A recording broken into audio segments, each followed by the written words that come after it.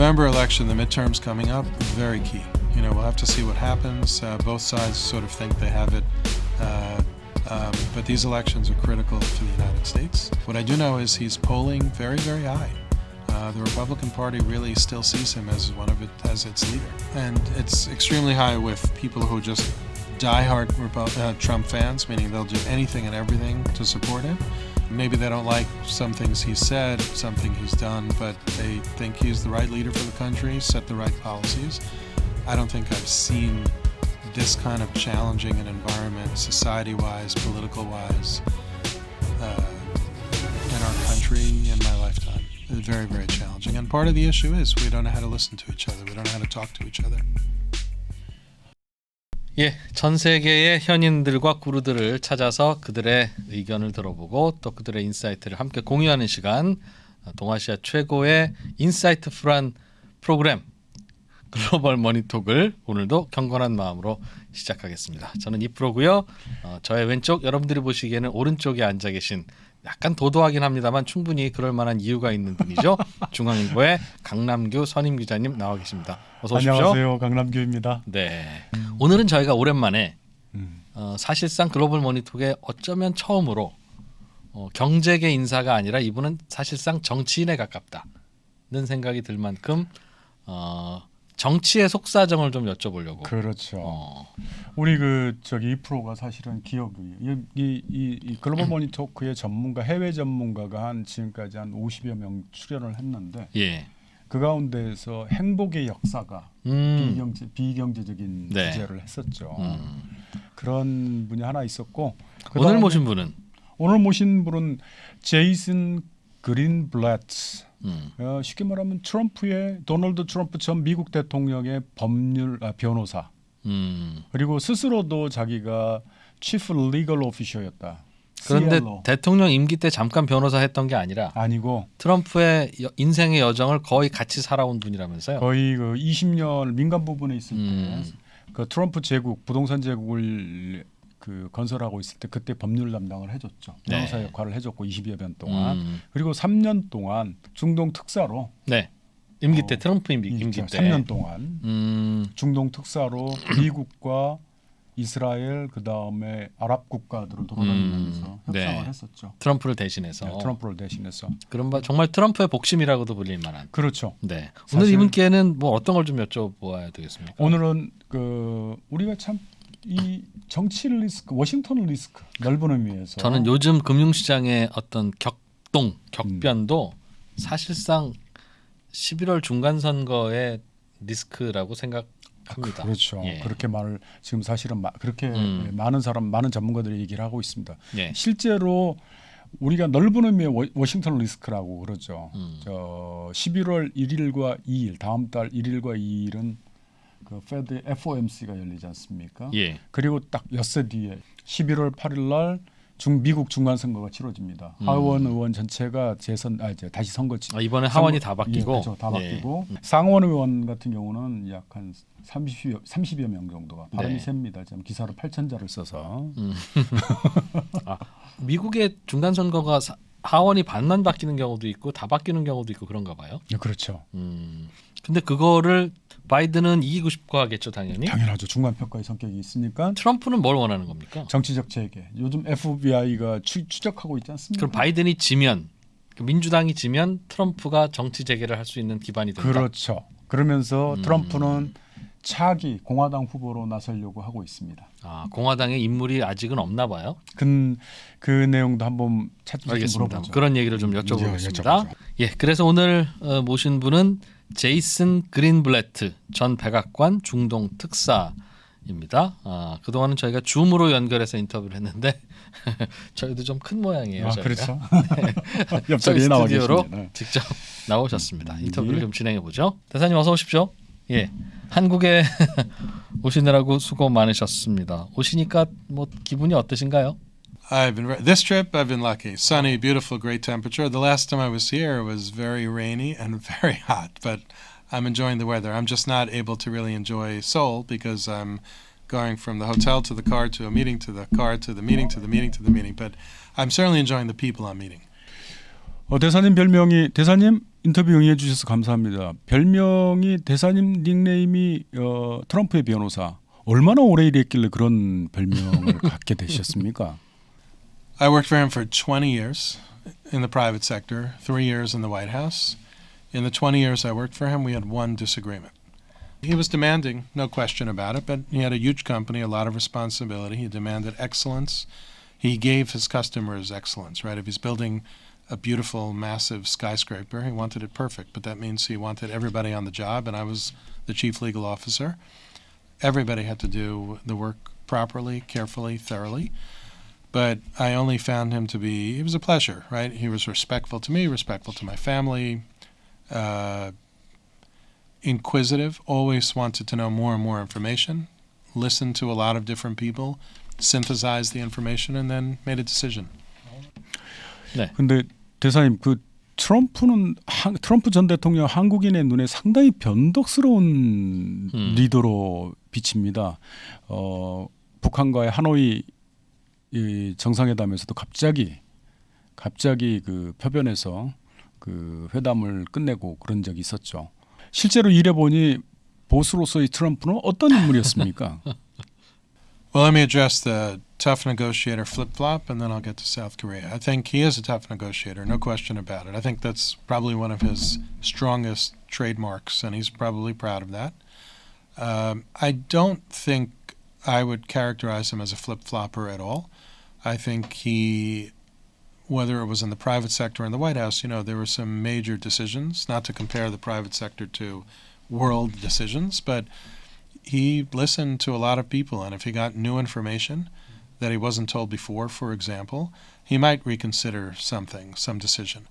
But I think he did it in a way that was thoughtful, processed. I didn't know him as a guy who said, one thing on a Monday and then did a complete different decision on Tuesday, unless there was a real reason to do that.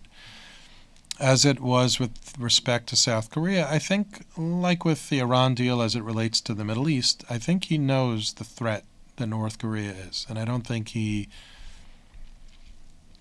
I didn't work on this file, so this is just me talking about a guy that I know for 23 years that I worked for, not somebody who was actually involved in any of those discussions.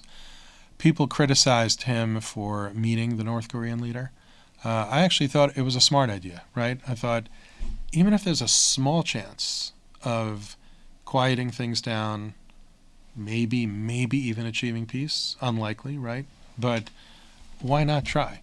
Once you try and you sit and you talk and you realize that nothing is happening, or he's being misled, or promises are being made and not being kept, of course, you walk away. But if you don't engage, there's zero chance anything happens. If you engage in a realistic manner, in a tough negotiation manner, in a manner that protects our ally, that is South Korea, without endangering them in any way, shape, or form, and I would say the same thing about Iran as it relates to Israel and Saudi Arabia and all that, I think it was the right move. In the end, it resulted in nothing. But I would say that North Korea was pretty quiet under the Trump administration, so one could argue that he made the right move, the right decision. I don't know how South Korea felt at the time or feels about President Trump, but what I understood is that he knows who our friend and our ally is, South Korea, and I don't think he would have endangered South Korea. 네, 대사님, 트럼프가 정치를 재개할 것이다. 그리고 다음 대선에 나올 것이다. 라는 예측들이 많이 나오고 있습니다. 가까이서 보좌도 하시고 함께 지내던 기간이 기신 분이니까 이런 분석에 대해서 어떻게 생각하십니까? I think people should watch that space very carefully. I mean, I think, again, I have no inside baseball. I haven't spoken to him in several months. I haven't asked him recently how he feels. But the Donald Trump that I know is a fighter, and the more they attack him, especially if they're wrong, and so far they've been wrong. I'll address the current thing in a minute, but each time they attacked him when he was in the White House, Russiagate, meaning the Russia investigation, impeachment 1, impeachment 2, none of it was as they attacked him, meaning he didn't do any of it or was found innocent of everything. So as they continue to attack him, if he really believes he's right and they're wrong, this is only emboldening him to possibly run. 아니 대사님, 그런데 그 그 트럼프가 다음 대선에 나온다는 것을 어떻게 간접적으로 확인할 수 있을까요? 어떤 뭐 11월 중간 선거에서 이기면 나오나요? The November election, the midterms coming up, very key. We'll have to see what happens. Both sides sort of think they have it. I'm glad he decided. I hope he stays with this decision not to make any announcement before the midterms. I think it'll cloud the midterm elections. So hopefully he stays out of it before then. I think he will. But these elections are critical for the United States. I don't know what was in Mar-a-Lago. I saw pictures, right? I've seen those cover sheets of classified material. I've also seen what's under many of those cover sheets. And sometimes they're not so important. You want to complain that he didn't return the original letter from the North Korean leader? Okay, maybe he should have. Is that a crime? But if there was something really, really significant, something that could put America in danger or one of its allies in danger under one of those covers, then that's another story. But right now we have no information. What we have are a lot of journalists saying the most, harsh things, but they don't know either. So I think we have to let this process of what happened in Mar-a-Lago and some of these other processes go through. What I do know is he's polling very, very high. The Republican Party really still sees him as as its leader. 네, 그렇다면 일단은 이번 중간 선거에서 공화당이 유리한 결과를 얻는다 하더라도 공화당 안에서 트럼프를 지지하는 세력이 좀 튼튼해야 될 텐데 공화당 안에는 트럼프를 지지하는 세력과 반대하는 세력이 당연히 공존할 것이고 당내 세력 판도가 어떻게 구성되어 있습니까? 친트럼프 쪽이 좀 많습니까? I don't know the percentage, but it's extremely high. And it's extremely high with people who just diehard Trump fans, meaning they'll do anything and everything to support him. Maybe they don't like some things he's said, something he's done, but they think he's the right leader for the country, set the right policies. And then there are those, I don't like to use the term, that he would call rhinos, Republic in name only. That's what it stands for, R-I-N-O. I don't like the term, that are against him. But I think that's a much smaller group of people. 사실 그 방금 전 질문에서도 이제 언급이 됐습니다만은 그 11월 중간 선거에서 공화당이 우세하다는 얘기를 많이 들었습니다. 트럼프의 변호사로서 실제 어떻게 예측하고 계신가요? It's challenging. Challenging. There's those who support Trump no matter what, and there are those who are against him. But look, the Democrats too, right? I think even within both parties, there's fighting. So it's I'm 55 now. I don't think I've seen this kind of challenging an environment, society-wise, political-wise, in our country in my lifetime. And, maybe I don't remember it from when I was a kid. Maybe I didn't pay much attention to it. It's very, very challenging. And part of the issue is we don't know how to listen to each other. We don't know how to talk to each other. 네, 중동 지역의 특사로도 나가셨을 만큼 중동 지역과 인연이 깊은 분으로 알려져 있는데 요즘에 이른바 중동 붐이 불고 있다고 들었습니다. 과거에는 우리나라에도 꽤 참여를 했던 중동의 건설 붐이었는데 요즘에 중동 붐은 어떤 좀 다른 점이 있습니까? I think it's an inflection point really for much of those countries. So it's not just Saudi Arabia. The UAE and Dubai and Abu Dhabi have massive projects planned. Doha has massive project plans. Of course, Riyadh, Neom, which is one of the most famous. And I heard about Neom and some of the other projects, Diriyah, from the Crown Prince MBS directly many, many times over 2017, 2018. And I remember then sitting there listening to him and thinking, wow, how are they going to do this? Like, it sounds so amazingly large, and just the task at hand is so massive. But I've been there a few times since, and they're really serious about it. I think everybody in the region recognizes that oil is not going to be staying, right? I mean, now there's a big, price hikes because of what's going on in Europe and Ukraine.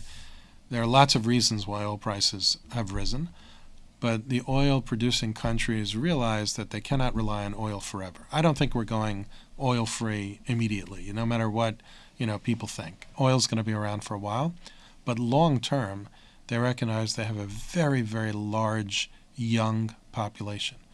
And they want to give a future to that young population that isn't dependent on oil. They take a totally different view of the environment today. I mean, many of these projects that Saudi and others have planned do contemplate things about the environment that they never would have thought of years ago. There are so many changes in those societies that we should be paying attention to, because I think what they are trying to do is build these massive mega projects, attract not only, of course, their own country, let's say Saudis, to stay there and work there and live there and enjoy life there, but to attract others, Americans, Koreans, you name it. Hopefully Israelis in the case of Saudi Arabia one day. But I think they're extraordinarily serious about it. 그 사우디가 메가시티를 건설한다. 이건 두바이의 경제 전략하고 비슷해 보입니다. 대사님 어떨까요? 두바이가 사실은 그 사막 위에다가 대단히 대규모 건설, 아니, 현대적인 도시를 건설해서 나름대로 관광 수입을 많이 올리고 있습니다. 단 이게 정말 지속 가능하고 바람직한 경제 전략인가에 대해서는 많은 비판이 있습니다. IT라든지 IT 산업 등 내부의 산업을 유치하지 못했기 때문에 말이죠. 그렇다면 이 사우디가 두바이 전략을 쫓아가는 듯한데 실제로 그 어떤 그게 좀 비전이 있을까요? I don't think they're following the Dubai model. I think they probably learned from Dubai. And I'm not saying Dubai is good or bad. I don't know. I'm not familiar. I've been there, obviously. I've enjoyed the beauty of Dubai, the cool buildings, the hotels. From a business perspective, I didn't track Dubai, but Dubai was built a while ago.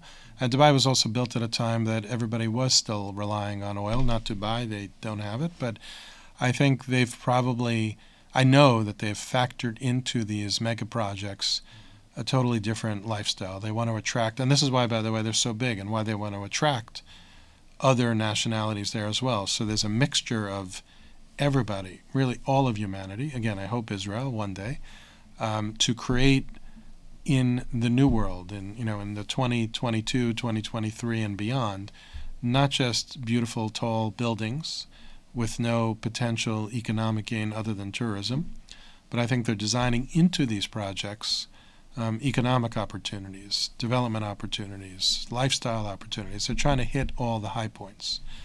It's a fair question, though, that you're asking, and that's why I'm saying that anyone from Korea or anyone anywhere else who wants to take a development opportunity there should ask these questions. They're smart questions, and if they're not comfortable with the answers, then they shouldn't go there. But I think that these CEOs and the master planners in Saudi Arabia have good answers for these. They may not, maybe one of the big companies here won't like them. They should stay away. But I think that they do have answers to this important question. And it's a very important question. 그렇다면 한국에 좀 조언을 해주신다면 대사님, 그 한국의 기업인이나 한국의 투자자들은 최근에 다시 불고 있는 중동 붐을 어떤 식으로 접근을 좀 해야 된다고 보십니까? So very, very important. And don't rely on just Zoom calls. Go there, sit there, drink a lot of coffee with these people, meet their employees, see the projects that they actually have done. Heavy, heavy due diligence. I would say this anywhere, right? Very, very important because there are tricky people out there. So do all the research you need to do, ask the right people who are in the industry, do a tremendous amount of research to make sure you're getting in the right opportunity, not the wrong opportunity. 대사님 오늘 좀 까칠한 질문이었습니다. 네. 직설적인 질문에 아주 친절하게, 아주 차분하게 설명해 주셔서 감사합니다. 오늘 그 3프로에 출연해 주셔서 인터뷰 응해 주셔서 정말 감사드립니다. 네, 고맙습니다. No, thank you. I hope that I was able to share some information also about America. 네. 제이슨 그린블레트 전 백악관 중동 특사. 사실 아까 이제 제가 그 그린블레트 대사를 에스코트 해가지고 이제 스튜디오로 안내를 했는데 제가 깜짝 놀랐어요. 상당히 외교 무대에서 뛰신 분인데 자기가 유대인임을 직설적으로 드러내는 키파를 그대로 쓰고 오셨더라고요.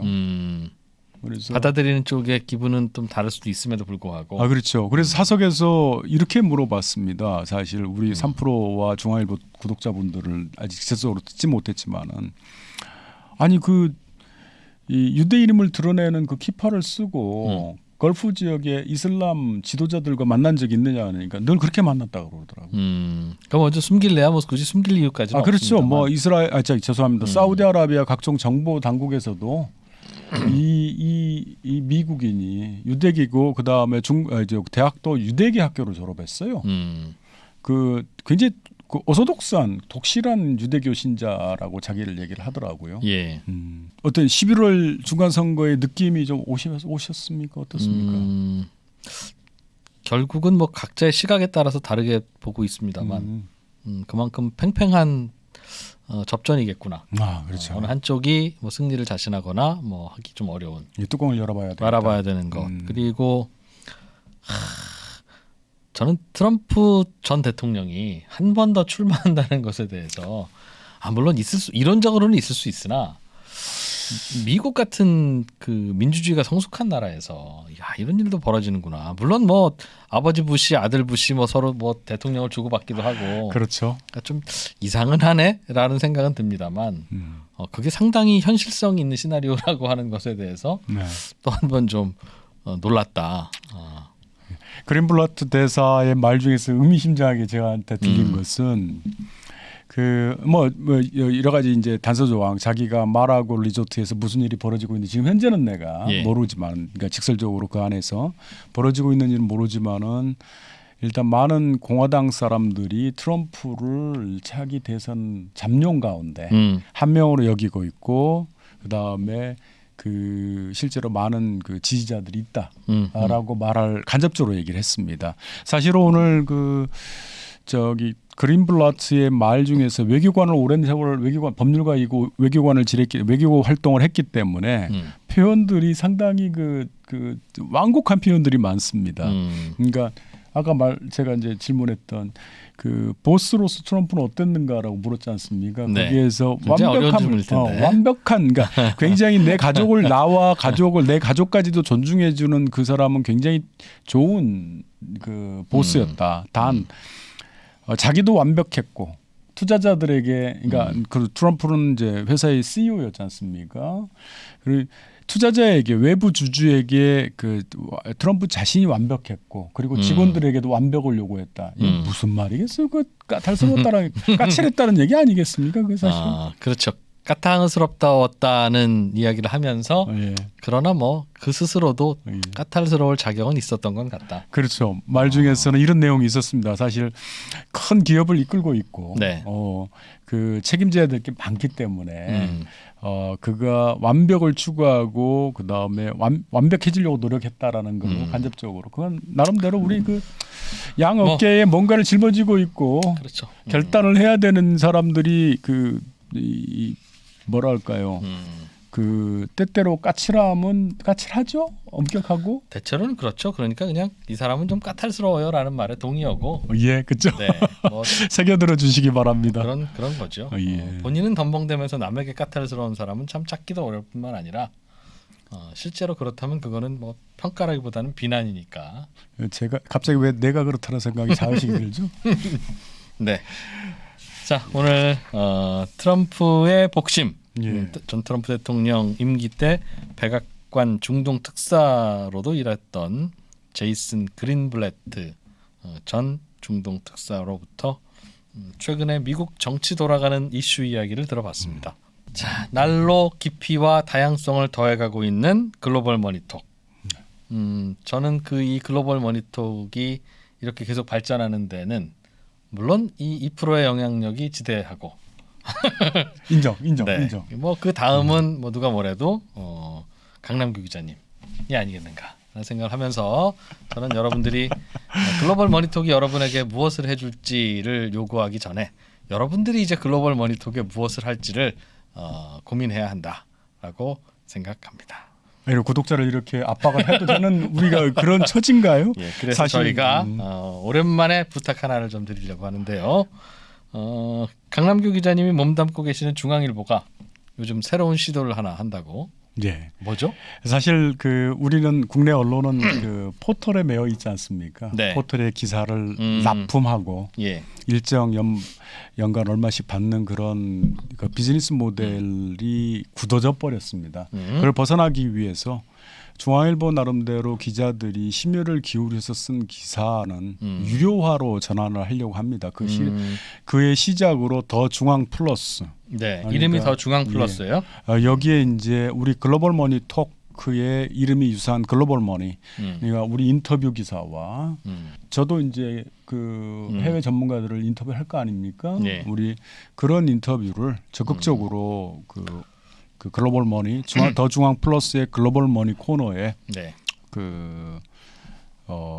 공개를 합니다. 업로드를 하고 예. 할 예정입니다. 강남 기자님이 물건을 잘 안 팔아 보셔서 약간 왔다 갔다 하고 있는데 제가 요약을 해드리면 예. 더 중앙 플러스라고 하는 유료 뉴스 플랫폼이 생긴다. 그러니까 구독을 적극 검토해 주시면 좋겠고 여기 가면 뭐 있냐? 여기가 뭐 있냐 하면 글로벌 머니톡 인터뷰를 사전에 미리 리뷰할 수 있는 기사가 한 1, 2주 정도 먼저 쓸 거다. 그렇죠. 강남규 기자가. 네. 그러니까 그리고 저희 기분으로. 분석 제가 또 전화나 이메일로 코멘트를 따고 분석한 해외 전문가들의 분석. 네. 그런 그리고, 것들을 실을 예정이다. 네. 예. 그래서 여러 가지 이제 정치, 경제, 사회, 문화 모든 저의 그 글로벌 머니뿐만 아니라 정치, 경제, 사회, 문화, 재테크, 국내 재테크 그런 아주 알찬 패키지가 마련돼 있습니다. 네. 많은 관심 부탁드리겠습니다. 네. 강남규 기자가 이 정도 얘기하면 거의 이제 협박에 가까운 겁니다. 아닙니다. 마음속으로 흡수하고 있습니다. 자, 더 중앙 플러스 기억해 주시고요. 저희는 또 다음 시간에 훌륭한 인터뷰. 예. 네. 다음 인터뷰는 마틴 큐리의 핵심 펀드 매니저를 섭외를 했습니다. 마틴 큐리는 자산운용사인가요? 자산운용사. 예. 자산운용사 마틴 큐리의 핵심 펀드 매니저를 섭외를 했습니다. 그 섭외에서는 철저하게 실용적인 정보를 위주로 정보 위주로 좀 질문을 해보려고 합니다. 종목도 찍어줍니까? 종목을 찍어주는 종목을 왜 샀는지. 그래요? 예, 자기가 실제로 제가 포트폴리오를 열어 보니까 편입 종목이 쭉 나오더라고요. 네. 그 비중별로 나오는데 그걸 하나하나 물어보기로 했습니다. 네. 그래서 그 물어보면은 거기에 대해서 왜 샀는지 이유를 그걸 통해서 한번 그래서 펀드 매니저가 어떤 종목을 예를 든다라면은 뭐 이런 식이죠. 사실 뭐 지금 제가 사전 그 예습 삼아서 펀드의 그 편집종을 열어봤더니 가장 큰 규모가 비중 높은 게 MS더라고요. 네. 요즘 마음 좀 아프겠네요. 그래서 인플레이션 시대에 뭘 믿고 지금 MS를 가장 많이 포집을 하고 있는지. 예. 그 다음에 그 중국 바이오 회사죠 우시 바이오. 네. 우시 바이오도 상당히 많은 포션을 갖고 있더라고요. 예. 물론 아주 분산돼 있기 때문에 10% 넘어가는 개별 종목이 그런 경우는 드뭅니다. 그래서 우시 바이오 그다음에 기타 럭셔리 이 회사들 네. 그걸 상세하게 물어보기로 했습니다. 요즘 전반적으로 주가가 다 좋지 않을 것 같긴 한데 어떻게 파악하고 있는지 그렇죠. 오랜만에 실용적인 정보가 또 그다음에 매크로 시장 상황에 대해서 어떻게 보는지 한번 알겠습니다. 다음 인터뷰의 예고까지 충실한 인터뷰 방송 글로벌 머니톡. 자, 오늘은 여기서 마무리하고 또 다음 시간에 뵙겠습니다. 고맙습니다. 감사합니다.